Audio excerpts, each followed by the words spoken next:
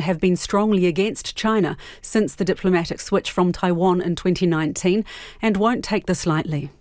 It will just further inflame emotions and tensions, and again underscores the mistrust that people have on the government. And it is cause for concern for many Solomon Islanders. Peter Kinilorea Jr. says a segment of society might want to take actions that wouldn't be in the best interests of the country's unity. New Zealand's Prime Minister is stressing there's no need for a newly signed security arrangement between China and Solomon Islands. Jacinda Ardern says Pacific nations, including New Zealand, are ready and able to help Solomon Islands with its security needs. New Zealand and Singapore have pledged to keep working together to protect and improve their supply chains in the pandemic.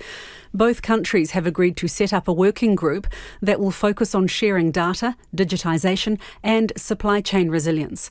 Speaking from Singapore, the Prime Minister, Jacinda Ardern, says COVID-19 continues to hamper the transport of goods around the world. We've seen what that does to us as an exporting nation, what it does to costs, what it does to delays. That's why this is an opportunity for us to get ahead of any future challenges that we might experience in the movement of our goods and services.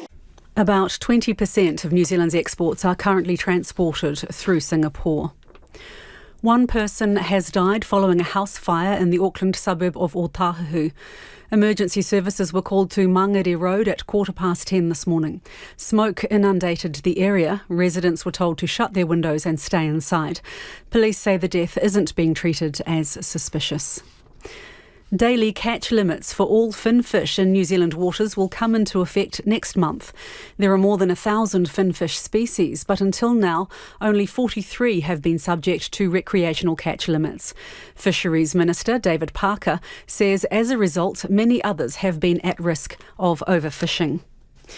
And people driving between Hokitika and Haast on the South Island's west coast are being urged to slow down because of surface flooding from heavy rain on State Highway 6. An orange rain warning has been issued for northern and western parts of the South Island, including the Tasman district west of Motueka, Bulla and Westland, and Fiordland north of Breaksea Sound. In sport, Black Ferns 7-star Tyler Nathan Wong has endorsed coach Alan Bunting as an ideal replacement for Glenn Moore in the Black Ferns 15s.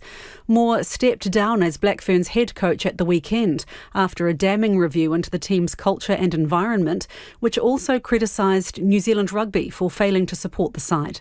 Bunting, who guided Sevens to gold at the Tokyo Olympics, is understood to have been shoulder-tapped by the NZR to fill the vacancy ahead of this year's World Cup defence. Nathan Wong, who played for the Blues in Super Rugby Aupiki, says Bunting is a good choice. I back him to coach any team. He's a pretty incredible guy and, knows a lot about how to build an incredible team culture, not just gameplay. So, I'll back him all the way. The Black Ferns Sevens head to Canada on Sunday for their first World Series tournament in 2 years. Meanwhile, All Black Sam Cane will return to the Chiefs lineup for Friday night's clash against the Waratahs, but they'll be without halfback Brad Weber, who has a shoulder injury. 2 more ANZ Netball Premiership matches have been postponed due to COVID-19. The Southern Steel have pulled out of 2 games this weekend against the Waikato Bay of Plenty Magic.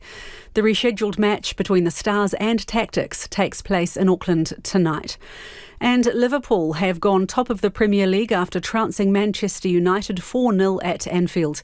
Liverpool are 2 points clear of Manchester City, who can reclaim the lead if they beat Brighton tomorrow. That's the news. A traffic fine nightmare. $4 million from one stretch of road. Sometimes you get the sense that it is just absolute revenue gathering. I don't think there's any way they can justify that number of fines.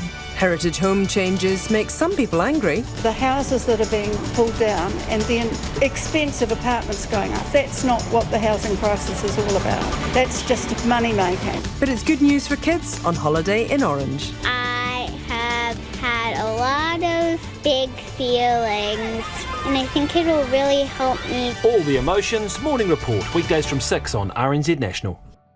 You're on Checkpoint next with Lisa Owen. Right now, the short forecast from Met Service to midnight Thursday. For Northland, Auckland and Coromandel, scattered showers. Some are heavy tomorrow afternoon and evening. From Waikato to the central high country, including Bay of Plenty and Gisborne, mostly cloudy with a few showers. Hawke's Bay and Wairarapa are mainly fine. From Taranaki to Wellington, fine today. A few showers developing tomorrow, then turning to rain in the evening with possible thunderstorms about Taranaki. Nelson and Marlborough, a few showers today, periods of rain tomorrow with a few heavy falls and possible thunderstorms. Bulla, Westland and Fiordland, periods of rain, heavy falls and thunderstorms from this evening, especially about the ranges. For Canterbury, mainly fine with high cloud, however, rain at times about the Alps and scattered falls elsewhere tomorrow. Otago and Southland, scattered rain is developing today and then becoming widespread and heavier at times tomorrow. And for Te Kohu, the Chatham Islands, fine and cloudy periods. The time is 7 minutes past 5. We'll have news headlines for you at 5:30. Nā mihi iwi, tēnā koutou katoa, no mai haere mai ki Checkpoint I tēnei rā, ko Lisa Owen tēnei.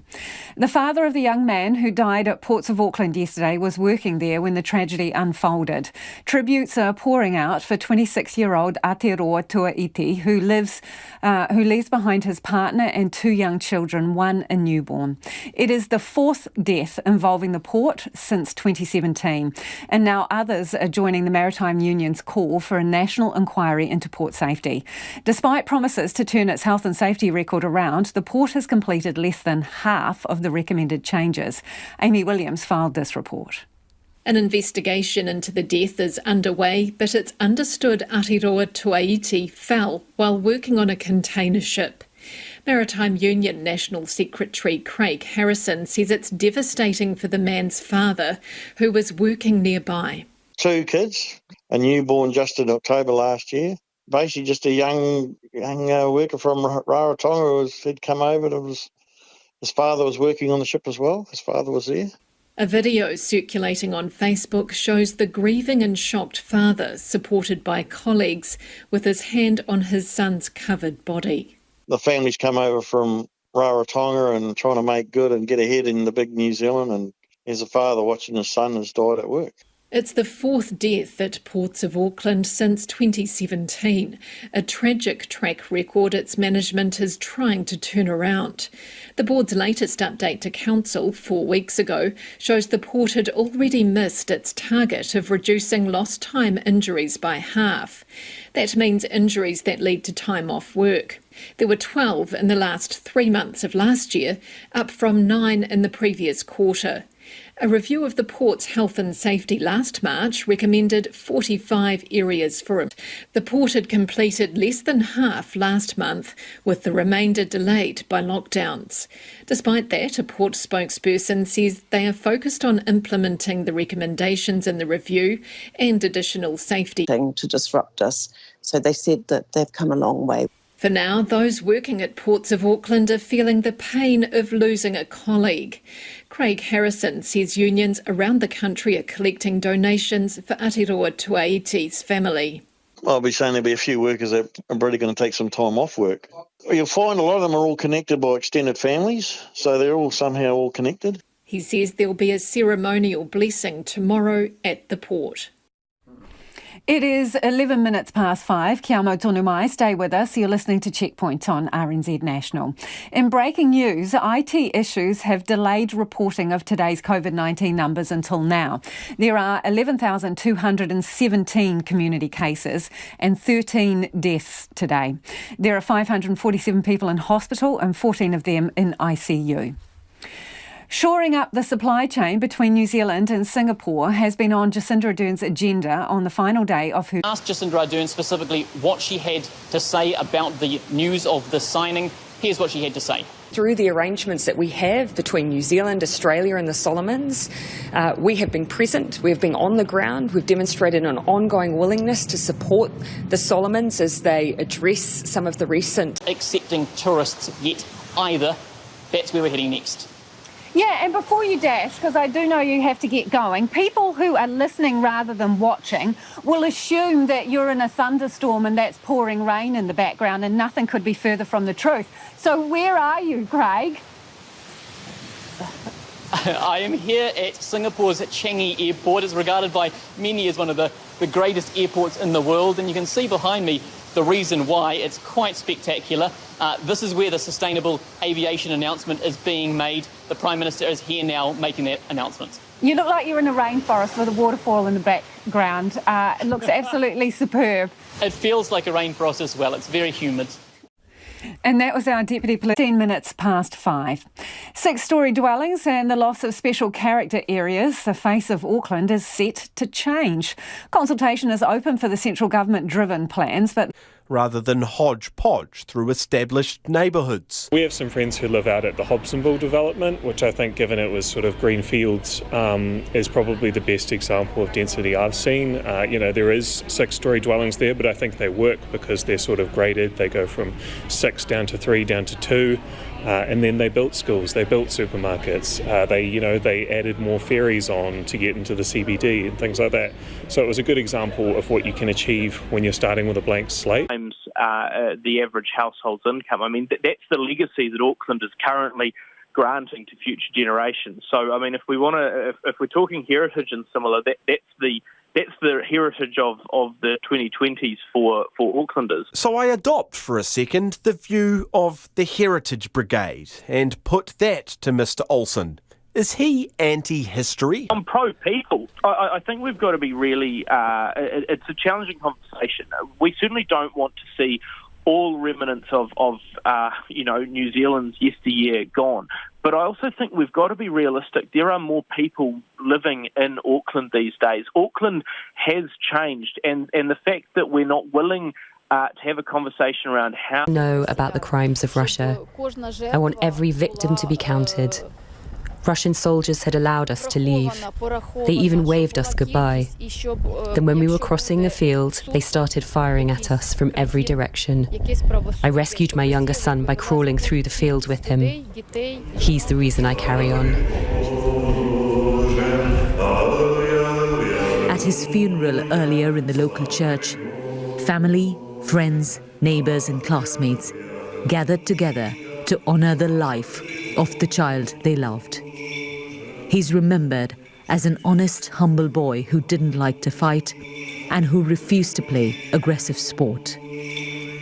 Elise is among more than 200 children known to have been killed in Ukraine so far. A humanitarian corridor was opened up during the fighting in March.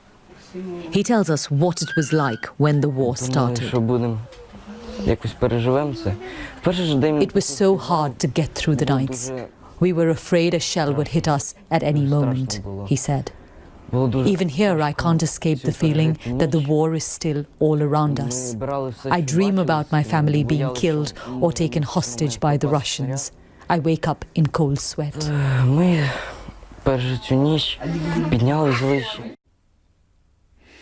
Police are continuing to investigate a violent attack at the Hamilton Kmart amid growing concerns. Thieves are getting more brazen and aggressive.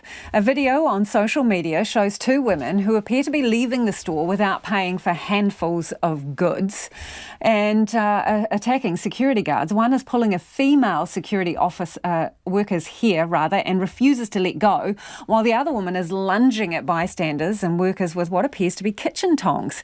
Gary Morrison is the CEO of the New Zealand Security Association, and he joins me now. Hi, Gary. Have you had a chance to look at that video?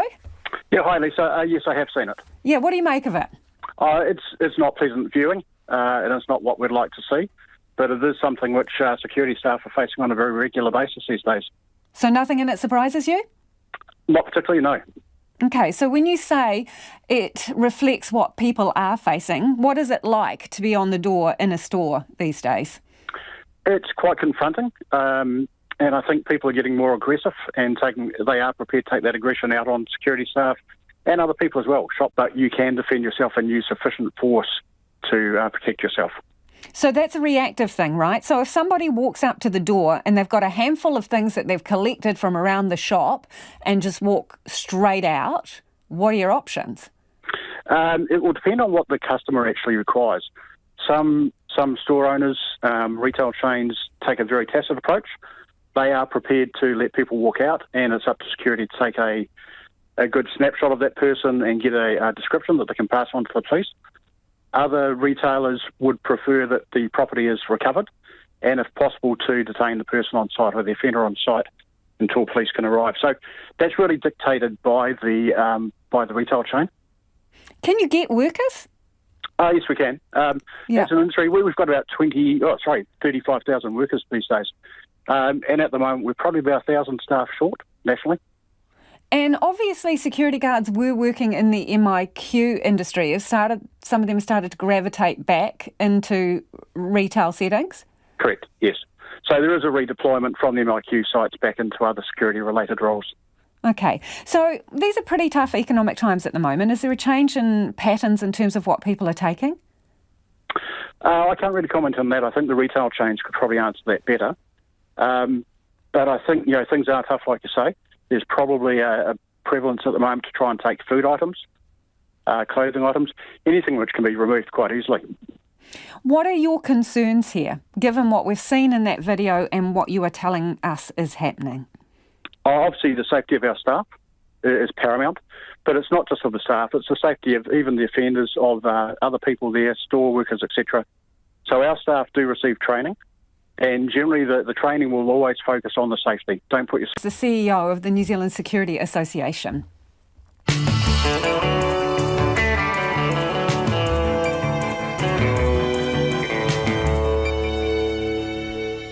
E te iwi e Hariaki nei e a Checkpoint. We talked to the Workplace Safety Minister about calls for a national inquiry into is the brain drain an actual thing, and are we talking a trickle or a tsunami here?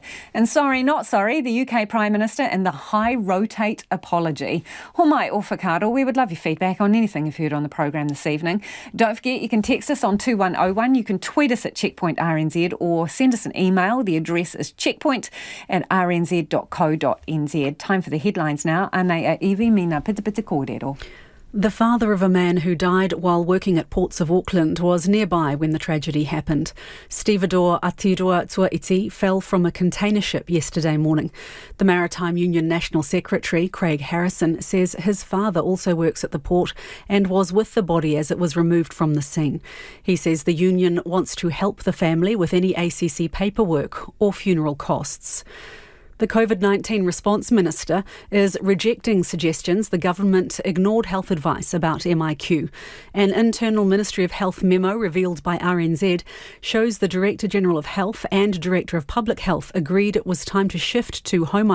Chris Hipkins says the government was told it needed to look at options for changing border restrictions of tree, the Chilean guava. And Australia's Prime Minister, Scott Morrison, believes average Australians are sick of so-called cancel culture and wants to debate issues that affect the country freely. It comes as his candidate for Warringah, Catherine Deeves, apologises for making transphobic remarks. Those are the headlines. Our next news and weather is at 6. Kia ora rā e hoa, kia ora anō, this is Checkpoint, ko Lisa Owen tēnei. The father of a young stevedore who fell to his death yesterday was also working on site when his son was killed. 26-year-old Aotearoa Tuaiti, a father himself, is believed to have been lashing or securing containers on a Singaporean-flagged vessel at Ports of Auckland yesterday. He was employed by the private company Wallace Investments. At least 2 investigations have been launched. But the Maritime Union says a disproportionate number of serious injuries and deaths in ports warrants a national inquiry. Last year, the Workplace Safety Minister, Michael Wood, put Ports of Auckland on notice after 3 deaths, including 2 crushings and a... today, and they're going to formally write to me with their proposals in this area. I will seriously consider what they have to say. I want to be sure that whatever comes out of this awful tragedy, and we acknowledge Aotearoa Tuaiti today, that we make sure that lessons are learned and that the sector really does get to a point where it is safe and people can return home in the evening. I understand you want a formal request, but where is your thinking at the moment on this? Oh, look, my thinking is that I'm open-minded on that question. There is a lot of work which has gone on over the course of the last year. Maritime New Zealand have been working with port employers and the key unions in the sector on issues including fatigue, what we call person versus machine issues on ports, and have been making good progress, which I get confirmation of from the workforce and the unions who represent them together and do the work to prevent that from happening.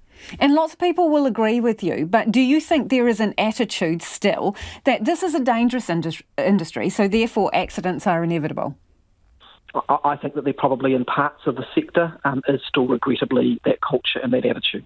I have seen signs of some positive shift over time, but we can't ever have that level of acceptance, and it's just not right. It's not right. It is possible. It's not right. It is possible to perform these tasks for the main employer, in this case, Wallace Investment. So Ports of Auckland do have a role to play here. The investigation will need to get to the bottom of what happened, why it happened, and where responsibility lay. And I'm sure that Maritime New Zealand, in conducting that organisation, will work on that with all of the organisations, including Ports of Auckland. OK, so WorkSafe New Zealand also supplied statistics about serious injuries, approximately 120 from a quick calculation over a period of 5 years. And just so people know what we mean by a notifiable illness or injury, that is something that sends someone to hospital for at least overnight, right? Not if you go to the ED department, you are admitted with this injury or illness. That seems like a lot. So what would stop you having an inquiry given the death rate and the serious injury rate? Well, the rates of harm over a number of years in this sector are not acceptable and not tolerable. If after I've received the request and on the basis of the good advice that I receive, I believe that having a further review across the sector will have a positive impact, then I'm open to doing that. But we have to take effective action, not just be seen to be doing things for the sake of them. On Ports of Auckland, Minister, fewer than half the recommendations made in that safety report have been implemented. And into the equation the fact that interest rates are also rising. However, if that were to occur, CoreLogic says it's unlikely that prices would actually come down. That's because of the sheer volume of work that's currently underway. And look, in fact, CoreLogic, they're off the view that building costs could hit double-digit levels by the end of this year, going into. Senior US officials are meeting with the Solomon Islands government this week, with the security deal expected to be a major point of discussions. A Pacifica media company is bringing in menstrual and menopause leave for its union members. Women at Pacifica Media Network can take up to 12 days off a year, and it's now mandatory for the office to supply sanitary products. New FM host and Etu union rep, Lucia Patello, led the charge and is with me now. Kia ora, Lucia. Malanga, Lisa. How are you? I'm very well. Tell us a bit about how this works. The policy itself, if you're feeling unwell, just like you would sick leave, you make contact with your manager and say, hey, feeling a little unwell, or you need to access your menstrual or menopause leave, or of course, in Tongan we say, mawhana roto, I feel mawhana. It's so heartwarming just to witness the impact that has already, if that makes any sense. Yeah, do you have any concerns, Lucia, that an employer might think, why would I choose to hire a woman if she's potentially got 12 extra sick days? Do you worry about that?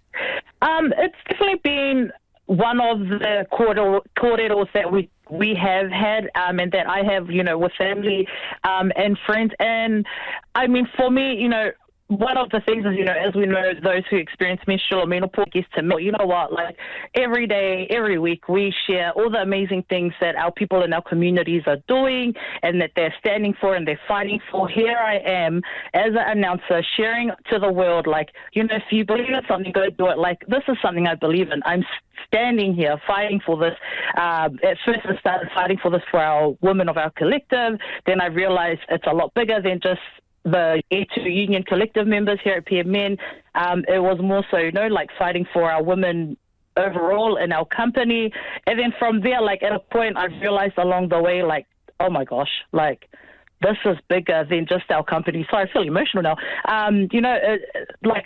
Just as doing these interviews, the impact is, it's so huge. And I think I forgot the question along the way, Lisa, just because I'm feeling like I'm going to cry. No, so you were persistent. You were persistent to get it over the line with your managers. I'm just wondering, Lucia, I mentioned the word period and they're like, la, don't talk to me, don't want to know about it. You know what, funnily enough, Lisa, I think at least one player in each of the last 4 rounds has copped a ban for making dangerous contact to the head. Sports reporter Clay Wilson joins me now to discuss it. Okay, the red cards roll on. What's the latest from the players and the coaches on this one? Well, I guess the first thing to say, Lisa, is why we're seeing this continued spate of red cards, and that's because of that zero tolerance policy you alluded to, which has been brought in essentially to make the game, to make players safer when it comes to head injuries. Now, the discussion that's going on at the moment is nothing new, really. The conversation around these. Important to note that the players and the coaches, when they're talking about this, they've remained throughout very understanding it's happening more quickly for some than it is for others. You've got about a minute and a half, Clay. So what is New Zealand Rugby's reckons on this issue? Yeah, so I was on a Zoom call with New Zealand Rugby's head of professional rugby, Chris Lendrum, this afternoon, and first and foremost, their stance remains very strong. He said there's no room for being lax in this area. But an interesting side note was New Zealand Rugby's stance on some of the player comments, talking about Aaron Smith, Ardie Savia, Ethan de Groot. Chris Lendrum said he thinks it's a comment that perhaps Ethan de Groot would like to have back. But New Zealand Rugby, it sounds, have essentially told the teams to be careful about what they're saying in relation to these incidents. So here's what Chris Lendrum had to say. What we want to see is feedback around referees and feedback from referees to teams being made through the appropriate channels, and the focus being on the outstanding rugby that's being played rather than anybody's particular views of incidents that might happen in the course of the game that then lead to comments being made. Internal Ministry of Health memo revealed by RNZ shows the Director General of Health and Director of Public Health agreed it was time to shift to home isolation in November, 15 weeks before it actually happened. Chris Hipkins says the memo didn't go to the government, which was instead told it needed to look at the options for changing border restrictions. He says the government then set out a timetable to do that. Storms. Bulla, Westland and Fiordland, periods of rain, heavy falls and thunderstorms from this evening, especially about the ranges. For Canterbury, it's mainly fine with high cloud. However, there's rain at times about the Alps and scattered falls elsewhere tomorrow. Scattered rain is developing today for Otago and... It just makes me angry. The government has downplayed suggestions it acted too slowly to scrap MIQ. It says the health advice in the memo had to be peer-reviewed, and the Omicron outbreak delayed the staged and managed removal of MIQ requirements. COVID-19 response Minister Chris Hipkins rejects the suggestion his government ignored health advice. The memo in question didn't actually come to the government. It was internal advice within the Ministry of Health. The advice that came to the government was that we should start to remove restrictions, and we set out the timetable to do exactly that in a way that was proportionate to the level of risk. But a lawyer... With the borders finally open, a brain drain of skilled young workers is now underway. Young people are booking flights, quitting their jobs and moving overseas. Last week, the Ministry of Business, Innovation and Employment estimated that 50,000 New Zealanders will leave for the OE or for work over 2 years of after 2 years of COVID restricting international travel. Rosie Gordon reports. For 2 years, COVID-19 meant young... I live in the middle, up in 16 stories high on K Road, so I'm a believer in that sort of stuff. But what I don't like about it most of all is it seems to be driven from Wellington. Aucklanders need to start making their own mind up about Auckland. It needs a sensible debate that involves what are really trying to achieve. If they're just trying to suddenly increase the number of houses... Gathering in the Cabinet room just before a vital meeting on COVID strategy could amount to a breach of the rules. I repeat, that was my mistake, and I apologise for it unreservedly. Mr Johnson says the party lasted for less than 10 minutes, and he has repeatedly said he didn't think he was breaking the law at the time. Last December, he had repeatedly assured MPs no rules were broken. The police have been investigating at least a dozen gatherings during lockdowns at Downing Street and other government locations. The SNP's Westminster leader, Ian Blackford, is calling Mr Johnson a lawbreaker and says if he had any decency or dignity, he would resign. One Tory MP, Mark Harper, is calling on the Prime Minister to quit. Can you please tell the jury why you're here today? Yes. That pause rather captures the moment. His audience, a court, and this, Johnny Depp's one chance to salvage his reputation. Watching was... People who have believed in me for all these years. Okay, we'll take recess. Thank you. Thank you. Throughout, he was careful, hesitant, serious. Of course, this is just one side of the story. Amber Heard's will follow, but as they rose to leave for recess, a little whistle, a smile. Venice is about to become the first city in the world to experiment with a regulation system for visitors. Day trippers will have to make a reservation to visit and will soon have to pay an entry fee. It is all part of an effort to control overcrowding, as the BBC's Emily Brown reports. The floating city of Venice is a unique destination for the millions of tourists who, before the pandemic, flocked to these narrow streets and scenic squares every summer. The Easter weekend was the first real sign of the tourism sector bouncing back, with more than 80% occupancy in some of the bigger hotels. But from this summer, Venice will be the first city in the world to experiment a regulation system of visitor flows to tackle overcrowding.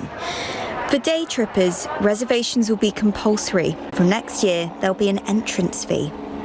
Il Covid ha cambiato la sensibilità. State houses and gardens bold.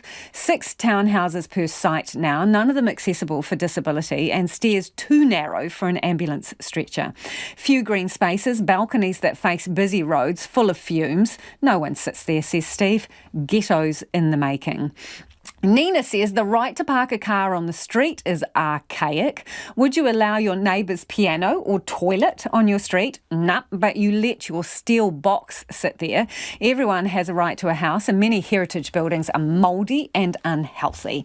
And this one, villas or high-density pillars, is not the only solution. How about building in provincial New Zealand, making jobs in small cities? Don't cram everything into a fantasy tiger Auckland.